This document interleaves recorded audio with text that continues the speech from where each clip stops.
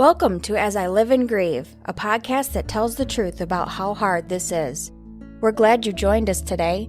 We know how hard it is to lose someone you love and how well-intentioned friends and family try so hard to comfort us.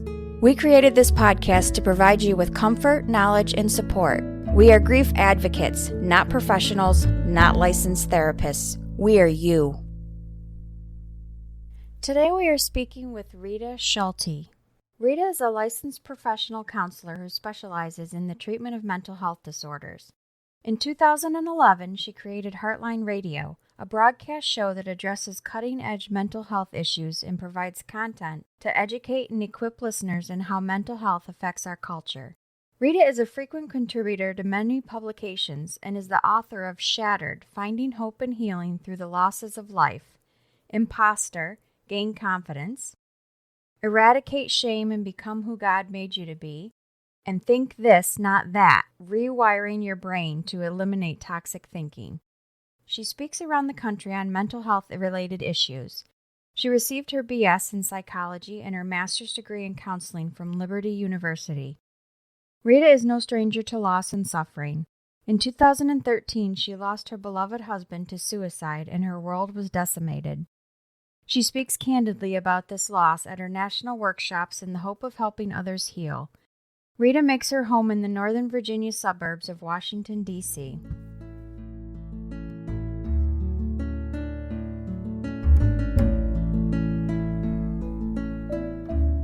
We have with us today Rita Schulte, who's an author and a therapist.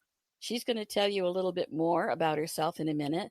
But Rita, thank you for joining us today. You're welcome, Kathy. Thank you for having me. Sure. This topic is very difficult for me, and I want you to know how deeply I appreciate your willingness to tell your story. I will let you start by sharing a bit of your background with our audience first. You're a therapist, correct? Yes, I am. I'm a licensed professional counselor in the Northern Virginia, D.C. area. I'm the author of several books. The newest release is it actually came out 2 days ago with Moody Publishers, Surviving Suicide Loss, Making Your Way Beyond the Ruins.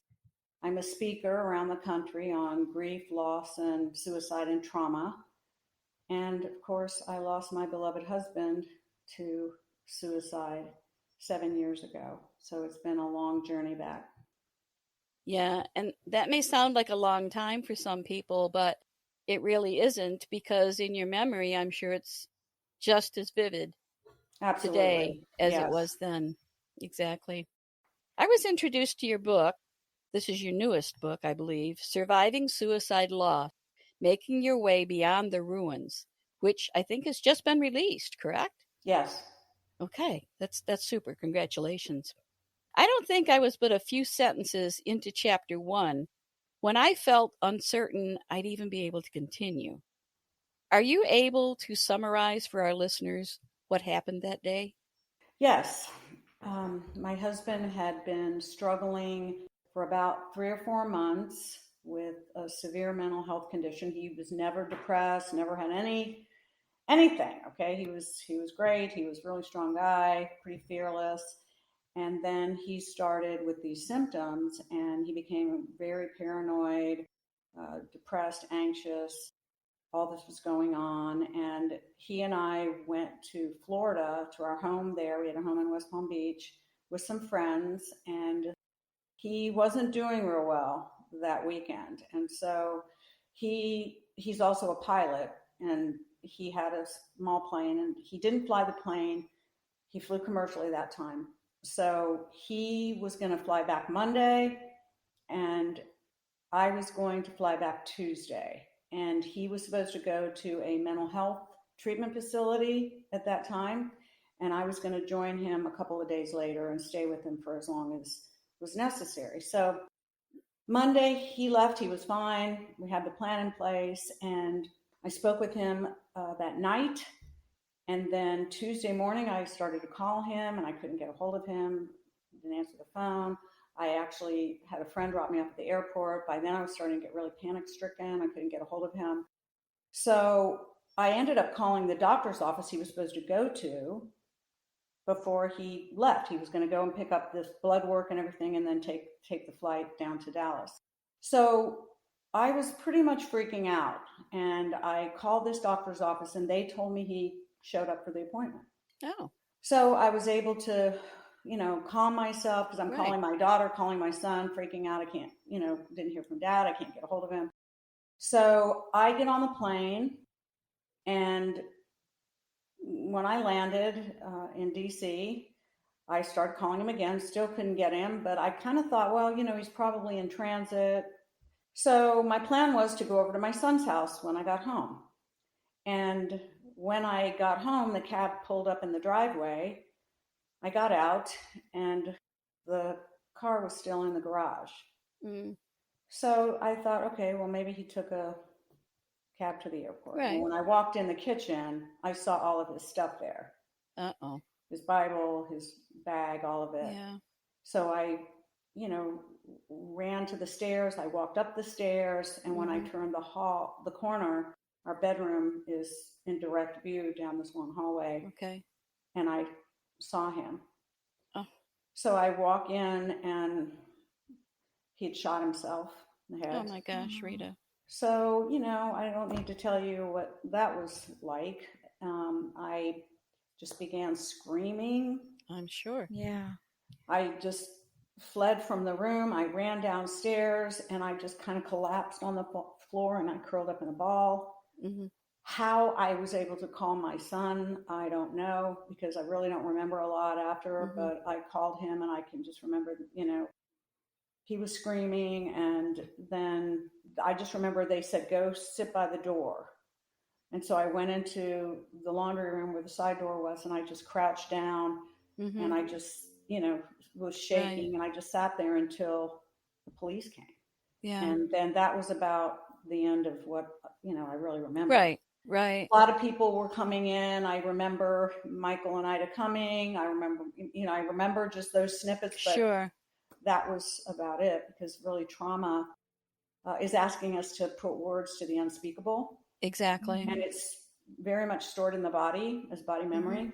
That's why trauma isn't remembered as a coherent narrative with a beginning, middle, and end. Only isolated sensory imprints, images, sights, sounds, feelings of terror, and of course, helplessness. Sure.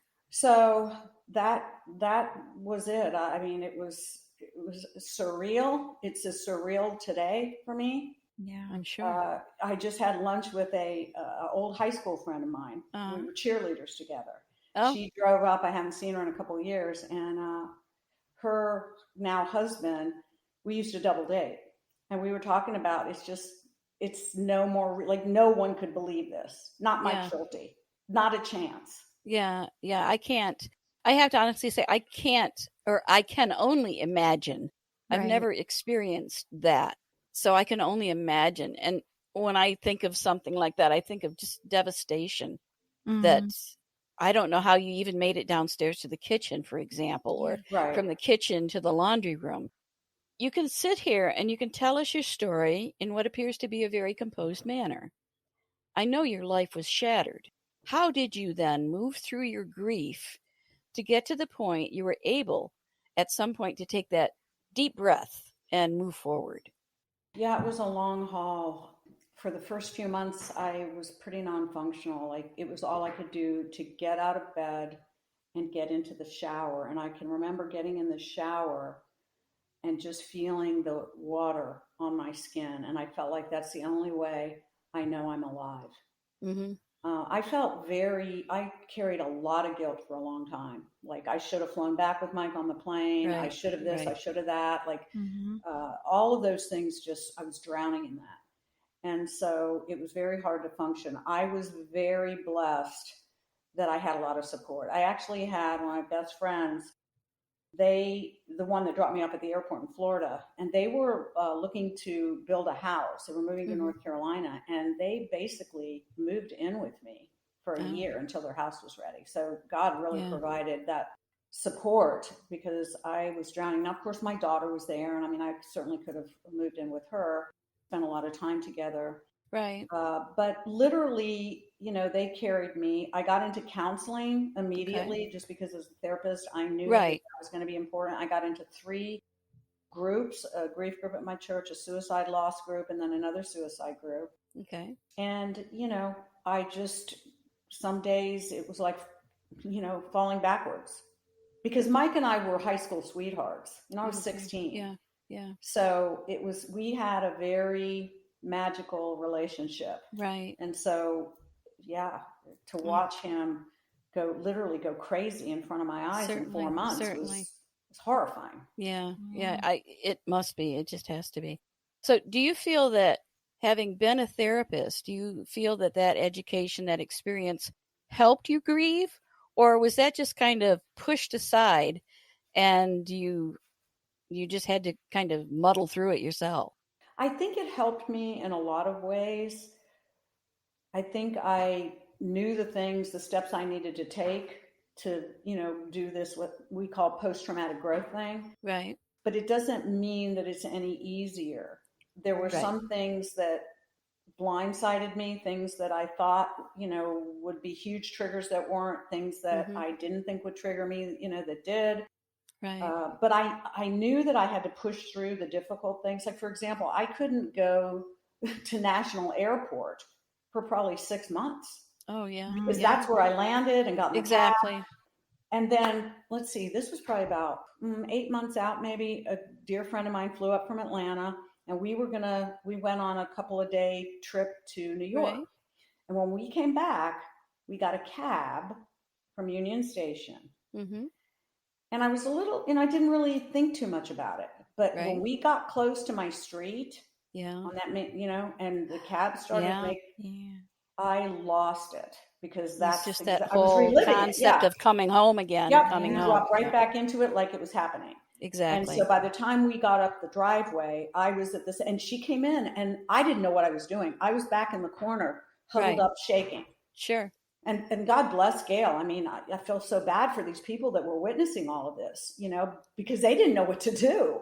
But Right. you're But responding I'm to the traumatic memories. yes, and I'm sure after they had a moment to collect their thoughts and think about it, they were probably so pleased that they were able to be there with you Absolutely. and for you, Yeah. because God bless that them. in itself makes a huge difference in Oh, what happens in the course of a trigger like that. Certainly. absolutely. Yeah. Certainly. Yes. God bless me tremendously with Yeah. great friends and people that were just willing to be there and hold me Yes, and I walk think alongside that's whatever I needed. I think that's key, definitely. After your husband's death, was your grief complicated by any legal issues, or was the media, you know, advertising it on TV or anything like that? Did that happen so that made everything a little more difficult for you? Yes, it was a nightmare because my husband was a dentist and very well respected in the community. And as I said, he was Okay. also a pilot. And so I was really much aware of his office. And my son had gotten someone in there to run the practice because at the last few weeks, Mike Sure. couldn't function. Right. But there, everybody's like this, right? Of And course. he was very beloved. He was an Yeah. incredible man, strong Christian, did so much free dental work for people. And so there was that piece around that concerned me. And it was a big piece that concerned him too, because, Sure. one episode, I ended up taking him to the ER after he locked himself in the airplane hangar for 4 hours in 100-degree heat in the car. And he was like, don't say anything about, Right. suicide. Don't say anything about it. I don't want it to hurt the office or whatever. That was all traumatizing, but there was, just all the practical things you have to go through. We hadn't updated our will. And so the estate went into probate. Someone had stolen my identity. Someone had stolen my social security number and filed taxes with it. It was like I had to, well, thank God for my son, because he flew to Florida with a friend, and we've had to put the place up for sale, clean that whole thing out. It was just one thing after another that just, added more and more layers to Sure. the whole mess of it. Yeah, every little instance like that will just inhibit your grief from moving forward. Right. And just the until stress of it. I mean, Yeah, you had absolutely. enough having to deal with this, but Absolutely. now Yeah. all of this other stuff is happening, and You're Yeah. trying to sort through it. You're on the Goodness. phone all the time. You're getting paperwork. People are, Oh, somebody was trying to sue me. It just was, it was a nightmare. Oh I my was gosh, I'm like, just "Seriously, piled let's do on, that." piled yeah. on, piled Just on. What okay, a God, mess, let me right? Yeah. Yep. Wow. Now, I know in one of I think it's like a publisher's release, or maybe it's in the inside jacket of your book, there's a statement that says nothing could hurt worse, but even in the darkness, there's hope. Pardon me, Rita, but how can you say that, being in the middle of that? I know. Did you feel hope at any of those times? Or None did of that come it. later? Yeah, it was Yeah. later. I mean, Okay. I was despairing of my own life. I wanted to take my life. Yeah. I Yeah. had one incident that wasn't pretty that friends had Okay. to witness that, yeah. Yeah. But no, I didn't think I could live without Mike. I mean, he was Yeah. everything for me. Not only did we have this relationship, but he was just like this huge personality and he Sure. took care of everything. And He so, was in every moment of every day, yeah, probably. I felt like Yeah. I didn't know what to do. So I Sure. had to learn a lot, do a lot. The anchor was always my faith. That's the only way I made it Mm-hmm. out. Yeah. God showed up for me in some pretty big ways with a couple of visions I had, Right. scriptures that He Mm-hmm. gave me. Right. But I poured myself into that. Okay, Yeah. I was looking Yeah. for the lifeline, and Right. He showed up. Well, I'm glad you were able to recognize it when it came to you, and Yeah. you Yeah. were able to turn to it and kind of cling to it, hang on. Hmm. Prior to this happening, had you treated any clients who lost a loved one to suicide? No, No, it was not none. my area of expertise. Oh, I okay. wasn't well versed in anything about it. Okay. So, I mean, I was treating a lot of eating disorders, depression, and anxiety, Okay. but I never broached this. I didn't know anything about it. So it was really, I mean, yeah, if I knew then what I know now, maybe it Exactly. would have played out differently. But I have no guarantees of that either, Kathy. I Right. mean, I No, don't I know what understand was that. wrong with Mike. Yeah. Yeah. I mean, I know some things, but would it have had a different outcome? I don't know.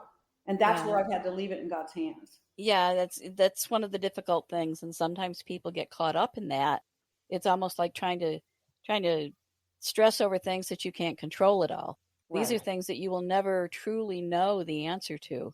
right. So, if you are able to somehow set them aside, accept what you know, and move on from there, and that's very, very difficult for Yeah, it's a anybody to long do. process for everybody. Sure. I think the biggest thing with me was the guilt. And that took a long time. I mean, I think everybody feels, since I work with suicidal clients or suicide Hmm. loss survivors now, of course, there's the why questions are the big Sure. thing. Yeah. For me, the guilt because I'm the counselor, right? And I couldn't Right. even help my own husband save his life. So I was drowning in a lot of toxic beliefs like I caused this was my fault. I mean, Right. I don't know if people can just take a minute and breathe that in, like thinking about the person you love most in the world. Yeah. Imagine for a moment that you believe Right. wholeheartedly that you're responsible for that person's death. Right. Right. That is overwhelming. Yeah. Yeah. My husband died several years ago from cancer. He had a brain tumor, and I cared for him for about 8 months after his diagnosis. And even after he died, I had some little flickers here and there about, should I have made a different decision in regards to this clinical trial, or Yes. should maybe I have talked to another doctor or gotten a second opinion or something? Even though I had those, I won't say it was easy, but I was able to say, no, you did what you knew was right at that time. Mm-hmm. So don't dwell on it. Just set it aside. So it was certainly not a huge thing for me, just little flickers here and there. But I can understand how for you would be wondering constantly, did I miss something? Should I have noted something else? Should I have done something else? I'm glad. Do you feel that you have been able to set that aside, or do you still have tiny little thoughts now and then? Yeah, I Yeah. still do. I think Yeah. I should have come back with him on the plane. Even though at that moment, I felt like we had a plan. He was okay. We were working the plan. I knew I was Right. going to go down there with him. I think what really helped me was this whole idea of, so Martin Seligman has this explanatory style thing. Okay. And it says some people like that tend to be subjective in their thinking, look at everything through the lens of themselves. Like no matter what happens, it's my fault. If you're objective, you push back on that a bit and you say, me, not only me. So someone else was involved here. And Mike was involved. And I can remember that day I was telling about that we were in the ER. I remember the clinical social worker talking to him and saying, Mike, you have to take some kind of responsibility for your care. You can't just disappear on Rita in this state and not think she's going to be anxious or whatever. Sure. So she was talking to him about some of this stuff. And so I started pushing back on, okay, his responsibilities. Well, he wouldn't take the medication. Exactly. He wouldn't go get help until practically it was too late. Right. He didn't want to go to inpatient treatment. It finally forced him to. And I think he was really, he told my son that night that he was just doing it for me. Yeah. Because he didn't believe in any level he was going to get better. Right. So when I look at that, it helped a little bit. Right. I think if we had tackled this way before it got that bad, it could have had a different outcome. But well, there you are with another what if. Yeah, exactly. It's all these whys and what ifs that the survivor is left with. And that's there's a beautiful quote that I use in when I lecture by Dr. Edwin Schneedeman, and he was a huge suicidologist back in the 40s. But he talks about how survivors of suicide are left with all the skeletons that were in the emotional closet of the person who took their life. And that causes them to just, ruminate and all the why questions and their actual or potential, feelings of guilt for having caused the suicidal act or having not been able to abort it. And that's so true. Like all those skeletons in his emotional closet got dumped on me. Right. And that's a big load to put on a survivor. Right. Certainly. Rita, do you have any other maybe suggestions or things that people could do that might be suffering from some of that guilt while grieving? Because trying to put myself in your spot, I think that would probably just about eat me up. Yes. I think it's really the only person who could convince you of what you need to be convinced of is God. And the turning point really came for me when I was doing this therapy called EMDR, eye movement desensitization reprocessing. Okay. And so it's a bilateral brain stimulation. It's really a very robust, empirically validated treatment for trauma. Okay. And so I did some of that. And in this one session, God showed up in a powerful way. So I've got this thing on and it's making noises and bilaterally in both my ears. And I've got hooked up to this kind of a skin conductor thing. And she's walking me through, and the topic was my guilt. And I get this vision of me sitting on the side of our bed and Mike standing over me with his hands like this on my face. Okay. And he looks into my eyes with this laser-like gaze. And I can't even tell you how real it was. Like I could touch him. And he says, Rita, it's not your fault. Oh my. And it was like, boom, like I just felt like so much weight come off of me with that, all I can say is I found, so he went to this one place here for a day treatment. He got some papers from that. And 4 months after that, they were intake papers. And 4 months after he died, I was going through stuff and I found this. And he wrote all this stuff about how incredible I had been and how much he loved me. It was all of the little things that happened helped me to realize that I did the best I could for what I was going through.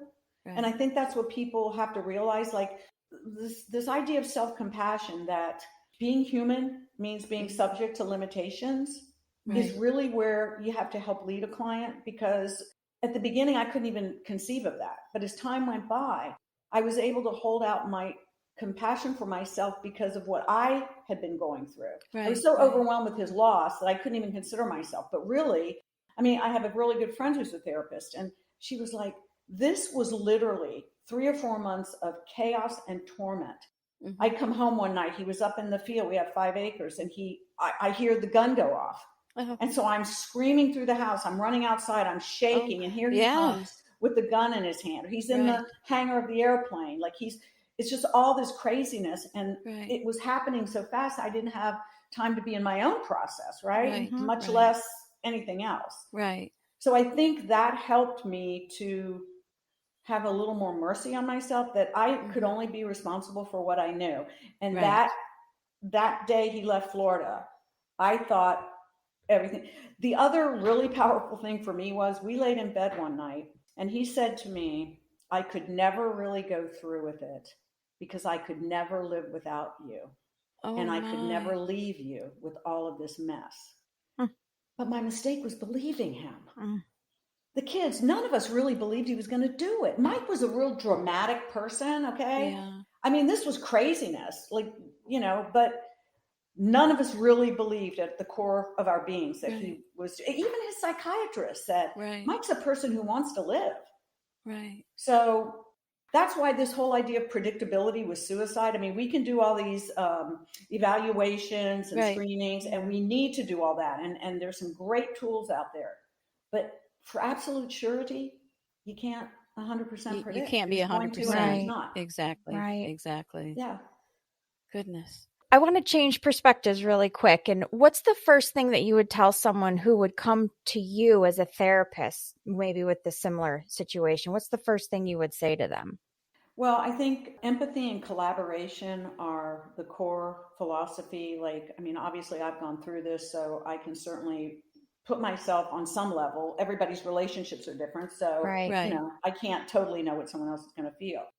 But I want them to know primarily that they're not alone and that I'm walking alongside of them.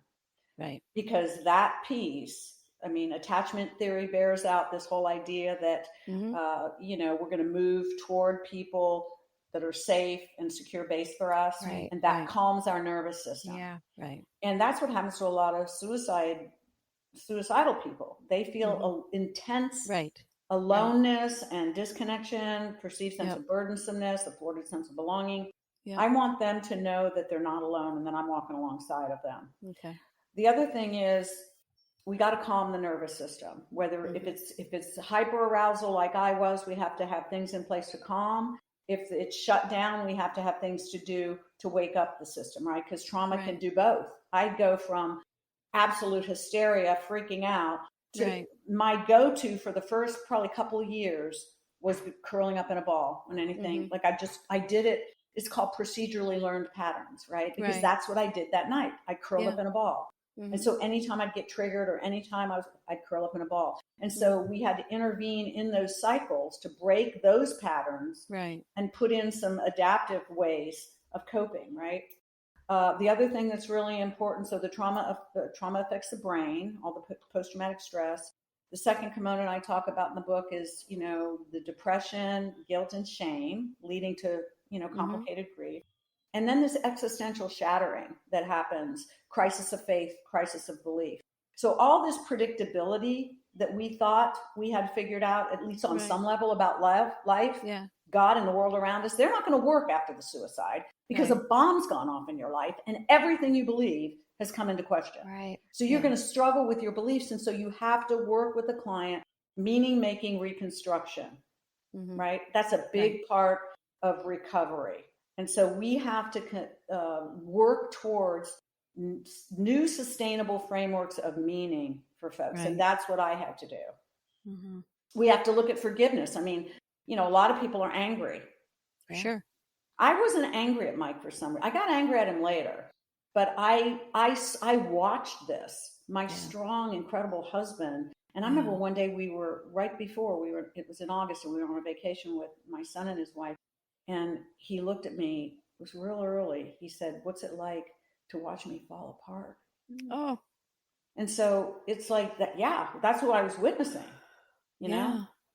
And it was horrifying. I knew that something was really wrong. Yeah, sure. He wasn't just faking this.